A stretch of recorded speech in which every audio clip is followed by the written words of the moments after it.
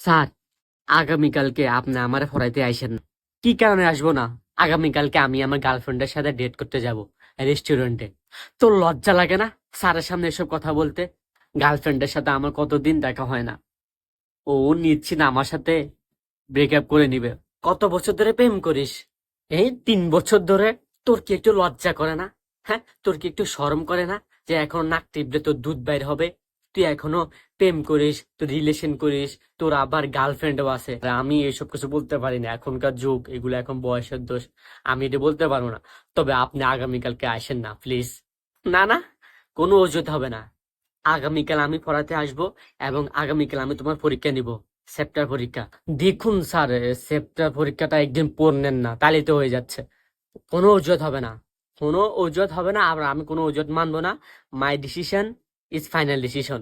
Sir, এই মাসের tuition ফির সাথে আমি আপনাকে 1,000 টাকা বাড়িয়ে দিব।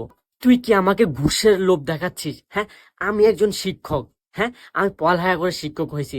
তুই আমাকে লোভ দেখাচ্ছিস? হ্যাঁ, কত বড় ডেঞ্জারাস রে তুই বাবা। তাহলে স্যার 2,000 টাকা বাড়িয়ে দেবো। আমি একজন শিক্ষক। আমি কোনো স্টুডেন্ট বাসায় টিউশনে পড়াইতে গেলে 2 মিনিট লেট করে আসলে আমি মিনিমাম আধা ঘন্টা পরে আসি ওই বাসা থেকে। আমি তার 3টা হল পড়ায় নিয়ে আসি। স্যার, আমি আপনাকে 5,000 টাকা বাড়িয়ে দেবো। তুই আবারও আমাকে লোভ দেখাচ্ছিস না? তুই জানিস আমার শিক্ষাগত যোগ্যতা সম্পর্কে? আমি একজন শিক্ষক। ঢাকা বিশ্ববিদ্যালয় থেকে আমি ইংলিশে স্নাতক পাস করছি। স্যার, আপনি কি দেখুন না প্লিজ, দেখুন। আমার মনে হচ্ছে আপনি দেখলে পারবেন।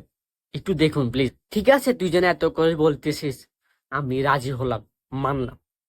কিন্তু টিউশন ফিতে তোর বাবা দিবে। আমার টিউশন ফি তো বাবাই দিবে, সেটা কোনো সমস্যা নেই। আর আপনি যে আগামীকালকে আসবেন না, ওটার টাকাও আমি আপনাকে দিব। তবে ওইটা ওই বাবার টিউশন টাকার সাথেই দিব।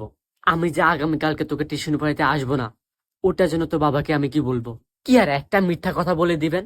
আমি আমার 25 বছর বয়সে এখন পর্যন্ত একটাও মিথ্যা কথা বলি নাই। আর তুই আমাকে মিথ্যা কথা বলার জন্য বলতেছিস না? তাহলে বলবেন আপনার নানি মারা গেছে। আমার নানি আরো 20 বছর আগে মারা গেছে। তাহলে নানা মারা যাওয়ার কথা বলবেন। আমার নানা আরো 30 বছর আগে মারা গেছে। তাহলে বলুন আপনার দাদা মারা গেছে। চুপ কর। আমার দাদা এখনো বেঁচে আছে। আমার দাদা এখনো মসজিদে হেঁটে হেঁটে গিয়া 5 ওয়াক্ত নামাজ কালাম পড়ে। তাহলে আপনার দাদির কথা বলে দিন।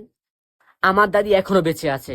আমার দাদি আমাকে খুব আদর যত্ন করে। প্রতিদিন আমাকে 100 টাকা করে দেয়। সেই টাকা দিয়ে আমি আমার বন্ধু বান্ধব নিয়ে টং টং চা খাই। তাহলে স্যার বলে দিন আপনার গার্লফ্রেন্ড মারা গেছে। না, কি বললি তুই? না, তুই কি বললি? তুই আবার বল, কথাটা আবার বল। না, গার্লফ্রেন্ড মারা গেছে। তুই জানিস আমার 10টা না, 5টা না, একটা মাত্র গার্লফ্রেন্ড। আমি ওকে অনেক ভালোবাসি, ও আমাকে অনেক ভালোবাসে।